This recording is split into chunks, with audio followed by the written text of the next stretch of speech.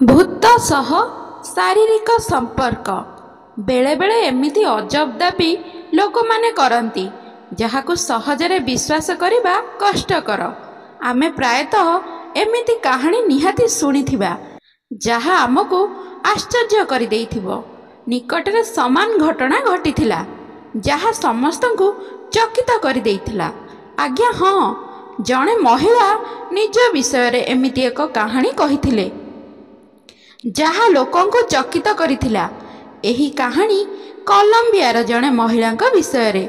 ମହିଳା ଜଣକ ଦାବି କରିଥିଲେ ଯେ ତାଙ୍କର ଭୂତ ସହିତ ଦୀର୍ଘ 20 ବର୍ଷରୁ ଅଧିକ ସମୟ ଧରି ଶାରୀରିକ ସମ୍ପର୍କ ରହିଛି। ତେବେ ଯେତେବେଳେ ସେ ପ୍ରଥମ ଥର ପାଇଁ ବୟଫ୍ରେଣ୍ଡର ମୁହଁ ଦେଖିଥିଲେ ସେ ସବୁକିଛି ଛାଡ଼ି ଦେଇଥିଲେ।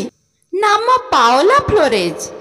ପାଓଲା ଦାବି କରିଛନ୍ତି ଯେ ସେ ପ୍ରତ୍ୟେକ ଦିନ ରାତିରେ ଶୋଇଥିବା ସମୟରେ ଏକ ଭୂତର ଦୃଶ୍ୟ ଦେଖିଥିଲେ ଏବଂ ଯେତେବେଳେ ସେ ଛୋଟ ଥିଲେ ଏହା ଆରମ୍ଭ ହୋଇଥିଲା। ପାଓଲା କହିଥିଲେ ଯେ ସେ ଭୂତକୁ ଭଲ ପାଉଥିଲେ, ତଥାପି ସେ ତାଙ୍କ ଚେହେରା ଦେଖିନଥିଲେ, ସେ କେବଳ ତାଙ୍କୁ ଅନୁଭବ କରିପାରୁଥିଲେ। ଉଭୟଙ୍କ ଦୀର୍ଘ ସମୟ ଧରି ପ୍ରେମ ସମ୍ପର୍କ ରହିଥିଲା। ମହିଳା ଜଣକ କହିଥିଲେ, ଦିନେ ଯେତେବେଳେ ମୁଁ ଶୋଇଥିଲି ସେତେବେଳେ ଅନୁଭବ କଲି ଯେ ମୋ ଗୋଡ଼ରୁ ମୋ ଛାତି ଆଡ଼କୁ ଏକ ହାତ ସ୍ପର୍ଶ କରୁଛି। ଏହା ଅଦ୍ଭୁତ ଥିଲା। ମୁଁ ଭୟଭୀତ ହୋଇପଡ଼ିଥିଲି। ସେହିଦିନଠାରୁ ସେ ମୋ ସହ ଶାରୀରିକ ସମ୍ପର୍କ ରଖିବା ପାଇଁ ପ୍ରତ୍ୟେକ ଦିନ ରାତିରେ ଆତ୍ମା ପରି ମୋ ପାଖକୁ ଆସିବାକୁ ଲାଗିଲା। ଏହା 20 ବର୍ଷ ପର୍ଯ୍ୟନ୍ତ ଚାଲିଥିଲା। କିନ୍ତୁ ଯେତେବେଳେ ମୁଁ ସେହି ଚେହେରା ଦେଖିଲି ଆଶ୍ଚର୍ଯ୍ୟ ହୋଇଗଲି ଏବଂ ସେହିଦିନଠୁ ମୁଁ ତାଙ୍କ ସହ ମୋର ସବୁ ସମ୍ପର୍କ ଶେଷ କରିଦେଲି। ପାଓଲା କହିଥିଲେ ଯେ ବ୍ୟକ୍ତି ଜଣକ ବହୁତ ବଡ଼ ଥିଲେ।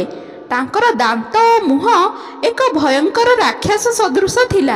ପାଓଲାଙ୍କ ମାମଲା ବିଷୟରେ ମନସ୍ତତ୍ତ୍ୱବିତ୍ମାନେ ମଧ୍ୟ ଆଶ୍ଚର୍ଯ୍ୟ ହୋଇଯାଇଥିଲେ। ସାଇକୋଲୋଜିଷ୍ଟ ଏହି ଅନନ୍ୟ କାହାଣୀ ଉପରେ ନିଜର ପ୍ରତିକ୍ରିୟା ଦେଇଥିଲେ। ଏହା ଆଦୌ ସ୍ୱାଭାବିକ ନୁହେଁ ବୋଲି ସେ କହିଥିଲେ। ଲାଗୁଥିଲା ଯେପରି ପାଓଲାଙ୍କର ସମସ୍ତ ଶକ୍ତି ଛଡ଼ାଇ ନେବାକୁ କେହି ଚେଷ୍ଟା କରୁଛି। ପ୍ଲିଜ୍ ମୋ ଭିଡ଼ିଓଟିକୁ ଲାଇକ୍, ସେୟାର, ସବସ୍କ୍ରାଇବ୍ କରନ୍ତୁ। ଧନ୍ୟବାଦ।